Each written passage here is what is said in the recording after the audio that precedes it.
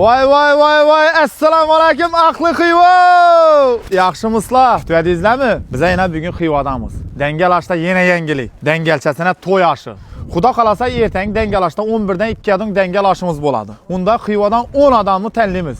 Borgan birinchi kishi 10 odamga shuningdan ullu 2 tovoqdan men o'zim olib borib beraman. Besplatni tanka choyi bilan yeb-ichib ketaveradi. Birinchi borgan 10 kishi Xivadan.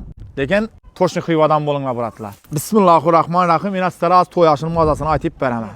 Voy. Menga qarab, bormasangiz endi bu palava biratlar, Xivali biratlarim. Yana men o'zim sizlarga ta'min aytaman. Bismillah. Ey to'xtasan, bo'lmaydi bay. Dangalashni dangalchasini qo'lda yeyish kerak buni. Bismillahirrohmanirrohim. Galaverasizlar dangalasha. Manzilimiz ekskavatorni zavoddan o'tgan tarafda, Xiva quruqdan kelishda, chet tarafda. Infeksion bolnitsa yondan galaverishdan o'ng tarafda. Hammangizga rahmat, kutib qolamiz ertang sizlarni.